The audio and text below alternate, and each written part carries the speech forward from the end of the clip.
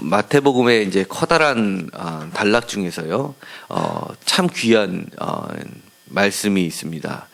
그 중에서 이 13장은요, 저희들이 가장 궁금해하는 것들 중에 하나가 바로 천국, 하나님의 나라에 대한 말씀입니다. 비유를 모두 7개에 걸쳐서 비유를 이렇게 천국에 대한 비유를 이렇게 쭉 해주셨는데요.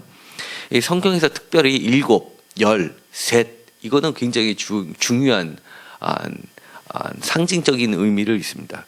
그래서 여기서도 바로 7개의 천국 비유가 들어가 있는데요. 그 중에 하나가 바로 13장 1절에서부터 나오는 씨 뿌림에 대한, 밭에 씨 뿌리는 걸로 이제 천국에 대해서 얘기해 주시고요. 10절부터는 그 비유를 설명해 주시죠.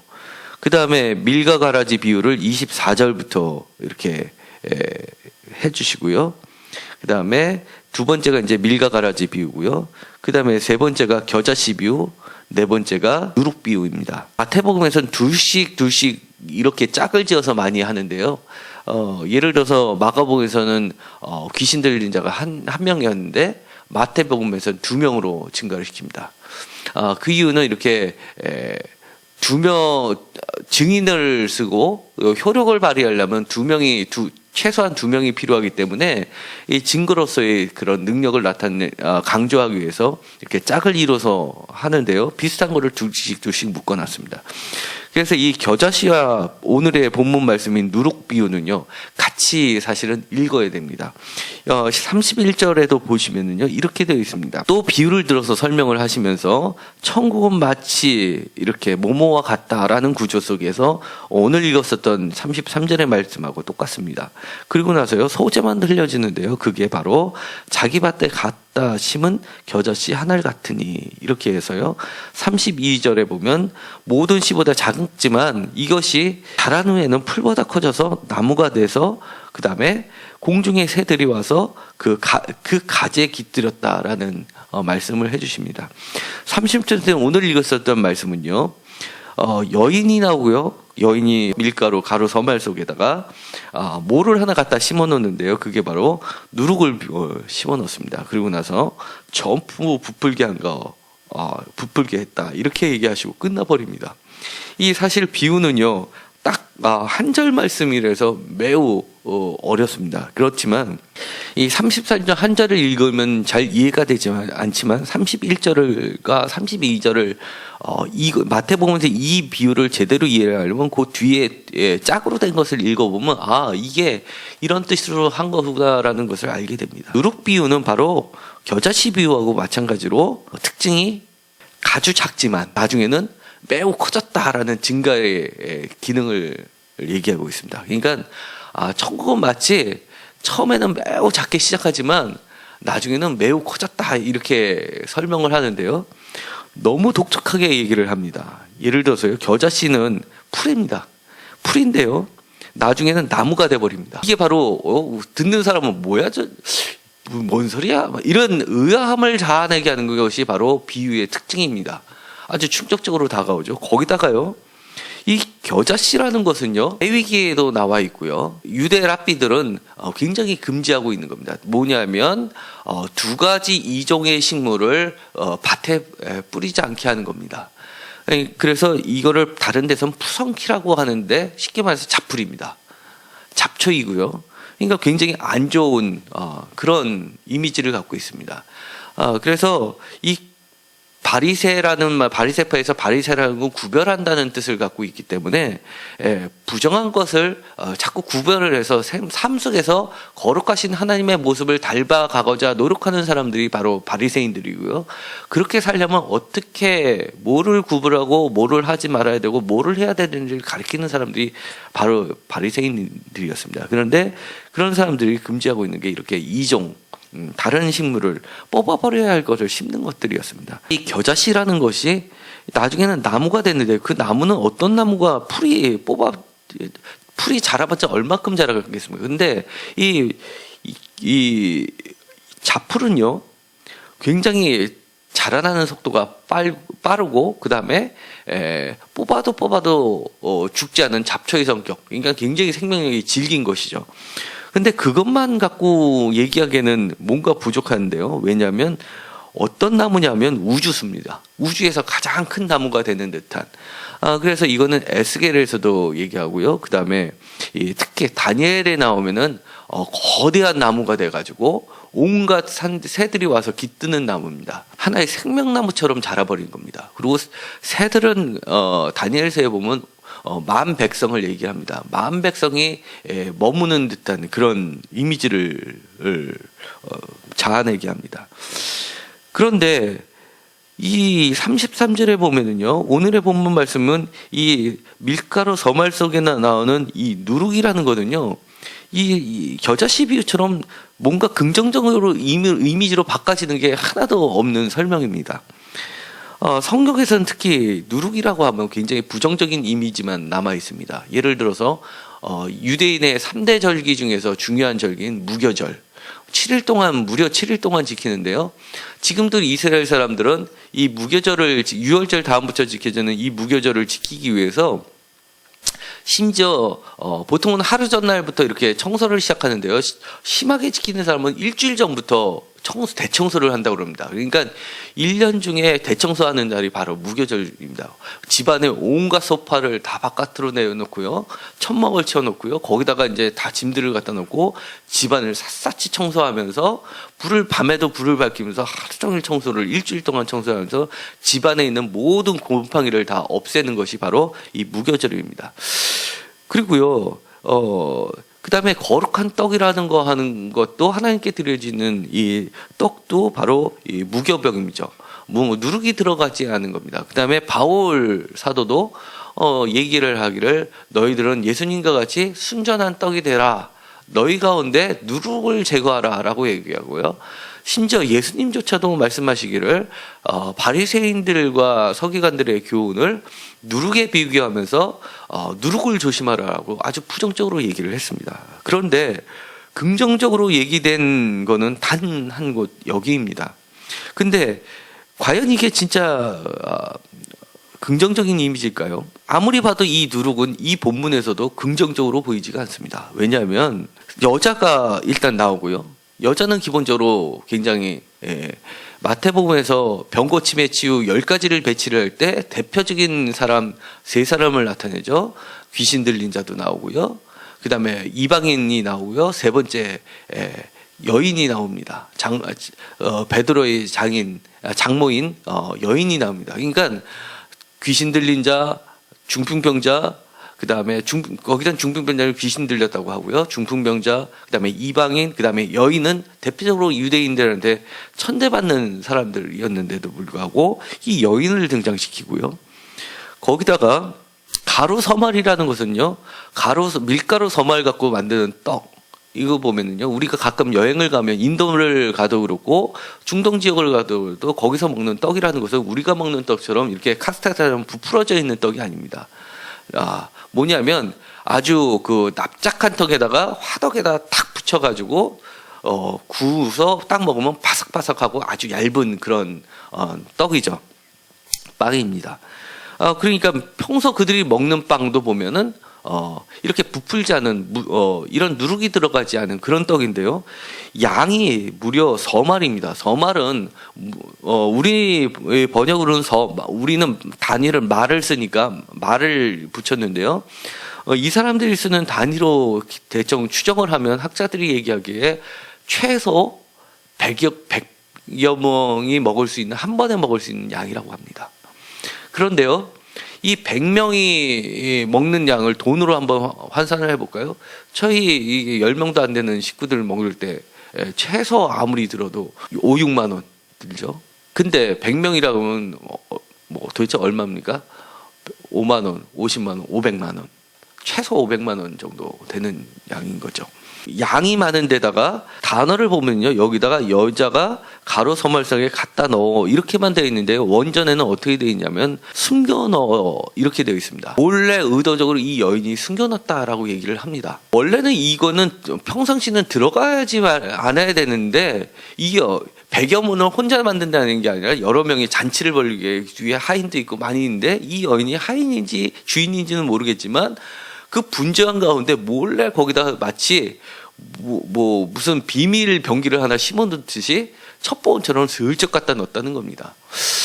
이 서말이나 되는 이 떡을 만드는 과정은 창세기에 뭐를 연상케 하냐면요, 아브라함이 세 천사를 우연하게 만나는 장면이 나옵니다. 거기서도 이 서말이 나오는데요, 아브라함이 세 천사를 만나고 나서 잠깐 기다리시라고 하면서 절을 합니다. 그리고 발에다가 발을 씻기고 그렇게 얘기합니다. 마치 이 발을 씻기는 장면은 향유를 붓던 여인을 생각나게 하는데, 베드로는 그 세 천사를 발을 씻기게 되죠, 물로. 그리고 나서 어떻게 준비하냐면 이 서말의 밀가루를 가지고 음식을 준비를 시킵니다. 거기다 송아지까지 잡습니다. 그러니까 이 본문 말씀을 읽는 유대인들은 느낌이 어떤 느낌이냐면, 이거 천사를 만나는 아브라함의 대규모 잔치 아니야? 라는 느낌을 받는 겁니다. 거기다가 왜 누룩을 놓으면 어떻게? 이렇게 되는 겁니다. 이거는 예수님의 모습을 예수님 스스로가 얘기를 하는 겁니다. 병을 고쳐주면 됐지, 왜 부정스럽게 꼭 주일날, 그러니까 안식일날 고치는 거 좋아. 근데 왜 안식일날 고쳐? 그리고 또 철저하게 구분되어 있는 것들, 예를 들어서 너 좋은 일 하는 건 좋은데 왜 병자들하고 그다음에 부정한 사람하고 식사를 해? 그런 사람들은 그 사람한테 왜 구제라 같은 걸 해서 그 사람을 먹게 하면 되지, 왜 꼭 그 사람들하고 같이 식사를 해? 또 이런 겁니다. 이 문둥병자를 고쳐줄 때 예수님께서 손을 대시고 고쳐주십니다. 그렇게 평소에 능력이 있어서 말로 나아라 그러면 되지, 왜 걔한테는 꼭 손을 대? 이런 비슷한 겁니다. 그리고 예를 들어서 교인, 요즘에도 그런 것들이 있죠. 예를 들어서 정말 좋은 일에 쓰고 싶다고, 하나님한테 바치고 싶다고 그러면서 첫 월급을 타가지고 내가 그거를 귀하게 쓰고 싶어서 이거는 하나님께 드린다고 그러고, 정말 가난한 교회를 위해서 아니면 지금 정말로 불쌍한 선교사님을 위해서 그 전액을 다 바쳤습니다 그러는데 11조는 떼고 나머지를 드리지 이렇게 얘기하는 거하고 비슷합니다. 좋은 일을 하면 됐지, 왜 그걸 지켜야 될 것은 지키면서 하면 좋지, 왜 그것도 안 지키면서 맘대로 해? 이런 거랑 꼭 비슷한 겁니다. 그러니까 뭔가 이 누룩을 넣었다는 것은 좋은 일을 해도 뭔가 걸림거리를 만드는 그런 애매모호한 상황입니다. 그럼에도 불구하고 예수님은 이렇게 얘기합니다. 천국은 마치 이와 같다라고 얘기합니다. 그리고요, 이것은 그 뒷부분은 없지만은요, 그러고 나서 끝납니다. 그러고 나서 얘기하신 게 비유로 말씀하시겠고, 이것을 알아들을 사람만 알아들으라, 이런 얘기를 해버리십니다. 전부 부풀게 됐으니까 이 100명이 먹을 양이 전부 납작해도 100명이 먹을 양인데 이게 부풀었다고 상상을 해 주십시오. 그러면 아마 저 멀리서도 보일 정도의 커다란 떡이 되어 있을 겁니다. 그렇다는 얘기는 숨길 수 없다는 얘기죠. 여기서 34절에 보시면요, 이렇게 되어 있습니다. 34절에는 비유가 아니면 아무에게도 말씀하시지 않는 이유를요, 35절에는 이렇게 얘기하십니다. 감추인 것을 드러내리라. 누룩에 비유해서 강조하시는 것은 뭐냐면요, 이 누룩과 같다고 너희들이 여기는 것, 그것이 스스로 부풀어서, 누군가가 돕지 않아도 스스로 부풀어서 결국은 드러날 수밖에 없다라는 것을 강조합니다. 오늘날 여인은요, 교회라고 보기도 합니다. 왜냐하면 우리가 가끔 이런 얘기를 하죠. 예수님께서 신랑이시고 우리는 신부고, 그래서 교회를 여인으로 비교를 하기도 하고요. 이 여자는 여성으로 표현되는 지혜를 상징하기도 합니다. 그리고요, 또 여자는요, 예수님의 행위를 나타내기도 합니다. 멸시받고 천대받은 삶, 이거를 나타내기도 하고요. 이 서말 속에 갖다 놓으면 누룩이라는 것은요, 하나님의 복음이기도 하고요, 예수 그리스도의 말씀이기도 하고요, 또 우리가 따라가야 될 작은 신천의 모습이기도 합니다. 비록 사람들이 그것을 왜 저래? 기존 틀 속에서 하면 되지 왜 벗어나라고 할지는 모르지만 주님이 가르쳐줬던 그 길대로 하려고 그러면 항상 그대로 기존의 틀이 수용하지 못하는 것들이 항상 놓일 수밖에 없습니다. 왜냐하면 이 똑같은 말씀을요, 누가복음에도 나와 있는데 누가복음을 한번 볼까요? 누가복음 13장을 한번 가보시죠. 누가복음 13장 18절에 이렇게 되어 있습니다. 라지와 누룩 비유가 나오고요. 21절에 보면 이 가로 서말 속의 누룩과 같으니 이렇게 되어 있습니다. 그런데 이 누가복음은 이 마태복음들을 전후좌우로 어떻게 설명을 하고 있냐면요. 그 전 단계를 한번 가시면요. 13장 6절에 보면요. 열매 맺지 못하는 무화과 나무에 대해서 얘기합니다. 무화과 나무라는 것은 그 당시에 예루살렘을 비유를 한 거고요. 또 이스라엘 백성들을 상징하기도 합니다. 지금으로 치면 우리 기독교가 될 수도 있고요. 우리들도 될 수 있습니다. 우리가 열매가 맺지 못하는 삶에 대해서 얘기를 하고 있고요. 예수님께서는 10절부터 보면 안식일에 꼬부라진 여인을 고쳐주십니다. 그것도 하지 말아야 안식일에 불편함을 느끼는 안식일에 고쳐주십니다. 그 다음에 이 누룩 얘기를 하시고요.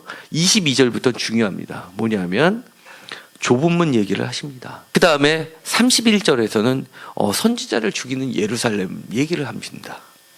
그러니까 마태복음에서는 나와 있지만 이 누가복음을 보면 누가복음에서는 이 본문 말씀을 보면서 어떻게 이해를 하냐면 그래 맞아. 예수님이 가셨던 길은 기존의 틀 갖고서는 수용하지 못할지라 하더라도 그것이 바로 우리가 들어가야 할 좁은 길이야 라고 얘기를 해주는 겁니다. 우리가 실천해야 할 또 다른 의미는 우리가 아무리 작은 실천이라 하더라도 주님께서는 이거를 스스로 부풀게 하신다. 겨자씨 비유하고 같이 놓고 보는 겁니다. 겨자씨는요 아무도 돌보지 않지만 어느 날 갑자기 스스로 자생력으로 해서 확 자라다 버린 겁니다. 이것처럼 주님께서 물 주시고 주님께서 키우시고 해서 결국은 이 땅에 모든 사람이 알 수 있을 정도로 그게 바로 천국이었어 라고 하게 만드는 것이 바로 이 누룩의 비유라는 겁니다. 그러면 우리는 어떤 누룩을 심어야 될까요? 가장 기본적인 건 복음을 전파하겠죠. 지금은 서울의 2분의 1이 통계를 보니까 크리스찬이라고 합니다. 부모님이 교회를 다니든 그래서 내가 지금은 다른 종교를 사찰을 가지를 않다 하더라도 나는 교회를 잘 가지는 않지만 어쨌든 기독교인이라고 고백하는 사람이 통계표에다 적는 사람들이 서울은 두 사람 중 하나라고 합니다. 청년들 같은 경우는 각 교회마다 퍼센트를 내는데요. 지금은 등록된 교인 전체의 5%도 안 봅니다. 그렇다는 얘기는 점점 빠져나가고 점점 기존의 교회에 대해서 말씀에 대해서 안다라고 생각하면서 거부한다는 얘기겠죠. 실질적으로는 거부한다는 얘기겠죠. 이제는 복음을 얘기하는 거는요, 인간관계를 끊어뜨리게 하는 아주 대표적인 방법입니다. 마치 옛날에는 보험 회사 들었다 그러면 그 친구들은 막 슬슬 피하는데요. 이제는 신실한 크리스찬이라고 하면 슬슬 피합니다. 회사에서 크리스찬이라고 하면 일부러 술도 더 먹이고요. 그 다음에 다 같이 식사하는 자리에 기도하면은 회식 자리에 가서 술병 앞에서 이거는 왜 기도 안 하냐고 이렇게 핀잔도 주기도 합니다. 뭔가 실수를 하고 잘못을 하면 다른 사람보다 더 많이 화를 내죠. 너는 교회 다니는 사람이 이렇게 하냐고. 이렇게 교회 다니는 것 자체, 그 다음에 예수님을 전하는 것 자체가 인간관계에 커다란 걸림돌이 될 수도 있지만, 그렇지만 그것을 그대로 전하는 것, 그리고 그대로 살려고 하는 것, 이거는 하나의 작은 누룩이 될 수 있습니다. 주님의 진정한 뜻은 사람을 아름답게 만들고 세상을 변화시키고 질적으로 다른 세상을 추구하게 만드는 것, 이것이 바로 누룩입니다. 누룩의 특징 첫 번째, 모두 다 경시하지만 굉장히 가치 있는 것. 두 번째, 스스로 자라나는 것, 드러내는 것. 세 번째, 지금 방금 말씀드렸던 것처럼 그런 진리입니다. 그러니까 이 누룩에 대해서 우리가 다시 한번 고민하고 누룩과 같은 삶을 살고 이 여인처럼 세상에다가 누룩을 심는 우리들이 됐으면 좋겠습니다. 기도하고 마치기로 하겠습니다. 하나님, 오늘 누룩의 말씀을 통해서 정말 세상 사람들이 가고자 하지 않는 것, 그 다음에 모두가 받아들이지 않는 것이지만 주님께서 정말 귀하다고 저희들에게 주셨던 말씀들, 그리고 주님이 보여주셨던 행위들을 우리가 세상에 심을 수 있게 하여 주옵소서. 기존의 틀로는 감당하지 못한다 하더라도 우리가 좁은 길로 가듯이 그렇게 누룩을 열심히 신고 또 누룩과 같은 삶을 살아서 이 세상에 질적으로 다른 변화의 천국을 이뤄낼 수 있도록 주님 힘을 허락하여 주옵소서. 예수님의 이름으로 기도드렸습니다. 아멘.